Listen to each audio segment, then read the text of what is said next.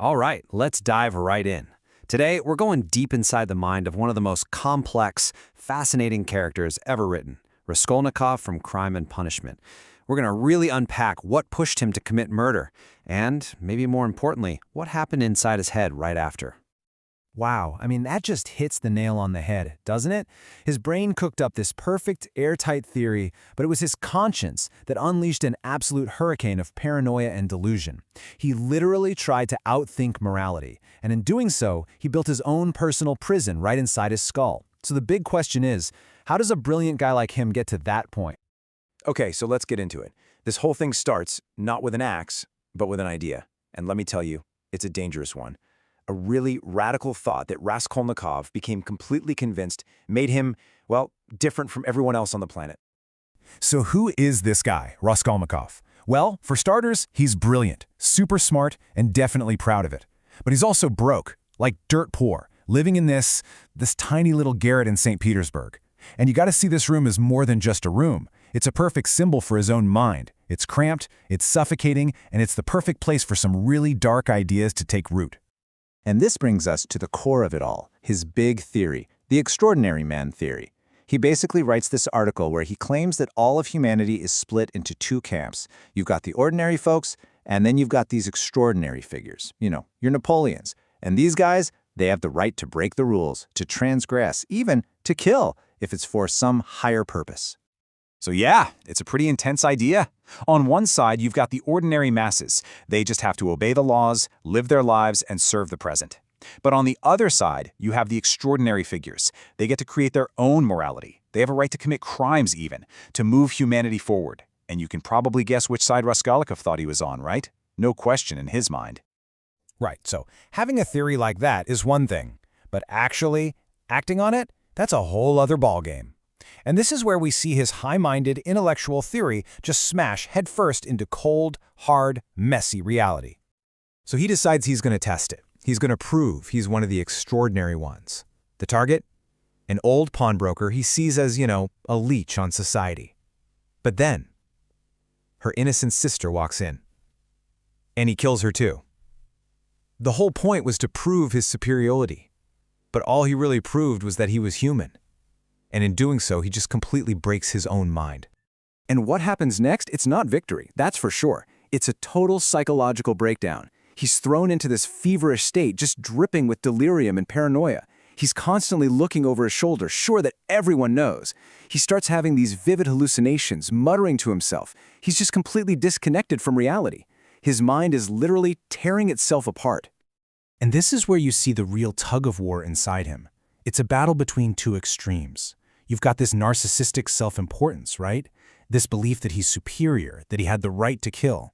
But then you have this other side, this almost masochistic self-torture. His subconscious is screaming with guilt, and there's a part of him that is just desperate to suffer for what he did. Now, one of the brilliant things Dostoevsky does is use symbolism to show us what's going on in Raskolnikov's head. It's not just about what he's thinking. The world around him starts to reflect his inner torment. His guilt becomes tangible. Let's talk about his room again, that little garret. It's so cramped, almost like a coffin. And that's no accident. It perfectly represents his state of mind after the murder. He's trapped, he's isolated, and he is absolutely suffocating in a prison he built for himself. And then there's the axe. Think about that choice of weapon. It's not a gun, not something clean or distant. It's brutal. It's up close and personal. The axe represents the raw, primal violence of the act, something that his fancy intellectual theories just can't sanitize. And of course, there's the blood. It's everywhere. He thinks he sees it on his clothes. It haunts his dreams. It's the ultimate symbol of that permanent, indelible stain of guilt. You just can't wash it away. It's on his soul for good.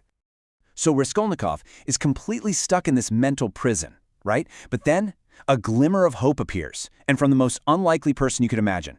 This is where things start to shift, where we see a possible path to redemption. He meets Sonia, and Sonia's story is just heartbreaking. She's been forced into prostitution to feed her family, but through it all, she holds on to this incredible, unwavering religious faith. She's the polar opposite of his nihilistic, cynical view of the world, and it's her humility, her pure empathy, that starts to chip away at that emotional armor he's built around himself. And then she gives him a simple wooden cross. This is huge. The cross is more than just a religious thing here. It symbolizes a totally different way out. It's not about being an extraordinary man. It's about redemption through suffering, through faith, and maybe most importantly, through finding your way back to other people. Okay, so why are we still talking about this guy from a 19th century Russian novel? Well, it's because the war he fought inside his own head is absolutely timeless. In fact, his struggles are like a perfect mirror for some key ideas in modern psychology. I mean, seriously, his case is a textbook example, an extreme one for sure, of stuff we talk about all the time. First, you've got cognitive dissonance. That's the intense mental stress you feel when your beliefs, like "I'm an extraordinary man," smash up against your actions, which are making you feel tormented by guilt. Then you've got the classic Freudian battle of id versus superego, his primal impulse fighting his moral conscience. And finally, you see what happens when you try to suppress all that guilt and emotion. You get this crushing, profound anxiety. So if you were to visualize his inner conflict, this is kind of what it looks like. His rationalization, his whole theory justifying the crime, that's a pretty strong force. But look at how it's just dwarfed by the sheer weight of his guilt and his conscience. At the end of the day, there's no contest. His intellect just stood no chance. And that really brings us to the big takeaway here. We live in a world that puts a huge premium on logic, on reason, on rational thought. But Raskolnikov's story is this timeless, powerful reminder that you can't just ignore your emotional and moral core. Trying to suppress your conscience, your guilt, your empathy, well, that's just an invitation for total inner chaos. Raskolnikov was absolutely sure a great crime could be justified, and that belief utterly destroyed him. So Dostoevsky leaves us with that question hanging in the air. It really makes you think, doesn't it, about our own moral lines and about what might be hiding in the dark corners of our own minds. What do you think?